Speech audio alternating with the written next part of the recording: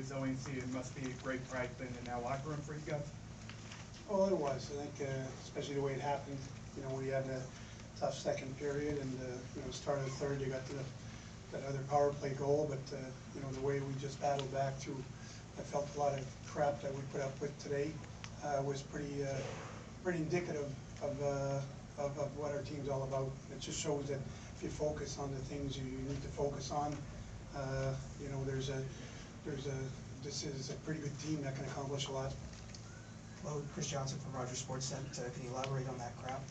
No, I think that's. I think everybody who watched the game knows what was going on there. So it was a tough game. Claude Julien, François, Radio-Canada. Justement en anglais, peux-tu juste parler un peu de ce que vous avez vécu dans les deux premières périodes et puis comment ton équipe est parvenue à s'ensemble? Comme j'ai dit tantôt, quand on s'est bien concentré sur ce qu'on avait à faire, puis on n'a pas laissé les autres choses nous déranger, on était une meilleure équipe. C'est ce qui a fait la différence.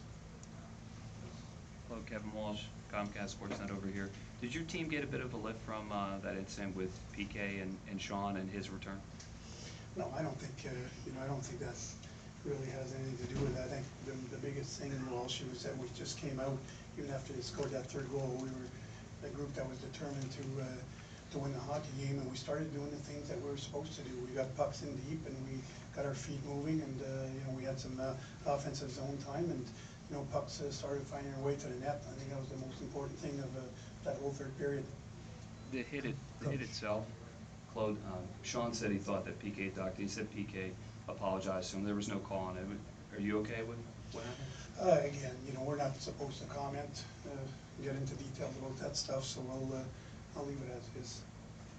Mike Coffey, Channel 5 coach. Talk about what the feeling was on the bench, down 2 goals. Did you feel the confidence level on the bench?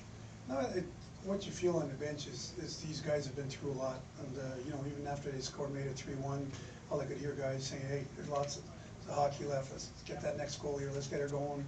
And it was all about encouraging each other to be better, and that's what's happened. And you know, as a coach who's been around these guys for a long time, you just let them be, and you let them you know, get themselves going, and you just do your job as a coach, change the lines, try and put the right people out there, and the rest they took care of. Jamie Erd on this, and what aspects of the game did you see maybe get away from the guys a little bit in the second, and eventually come back to them halfway through the third to get that going? I think it was frustration. You know, you can see, and you know, and that's what I mean. Once we just put everything aside and you know, just say, listen, let's control what we can control here. But, when we did that, we kind of took it over, and we know it's not going to get any easier heading to Montreal. So we better be ready to face adversity at different times, because that's the way it's going to be. Claude, Jean-François Chaumont, joueur de Montréal. Patrice Bergeron nous disait tantôt qu'après la deuxième, il y a plusieurs joueurs qui se sont levés dans la chambre, mais aussi l'entraîneur qui a parlé.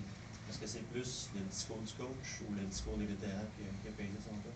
Je ne sais pas. Vraiment, ça n'a aucune différence, parce qu'en bout de ligne, c'est la façon que ça s'est terminé. Puis ce qui s'est passé, c'est qu'on a joué une bonne troisième période, on a réussi à gagner le match. Alors, tu sais, on a des bons vétérans dans le vestiaire qui peuvent parler. L'entraîneur parle souvent. Alors, peu importe qui a eu le meilleur discours, ça n'a aucune importance. Excuse me, Claude John Lutier. What was the bench minor called for? What precipitated that call? Referee, I kind of told him that I didn't agree with his calls.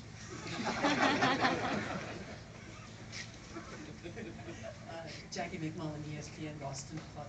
How valuable is it to have a team that you don't have to call a timeout and rally around when you're down 2 goals, to have them take care of that on its own? How valuable is that for at this time of year? Well, it is. You know, you don't want to show panic either, and you know, timeouts. I think differently about those than maybe a lot of other coaches, and unless it's real necessary in the middle of a game to calm things down. You know, our group, again, I give credit to our players. We're an experienced group of players. We're capable of you know, regrouping ourselves after a goal and all that stuff. I don't need to settle them down, and you know, you try and keep your timeouts for the right time of the game, and that's what I try and do. But you can only do that when you've got a good group of guys that are capable of bouncing back and don't need the coach to regroup when they're in the middle of a period. Claude over here, Darren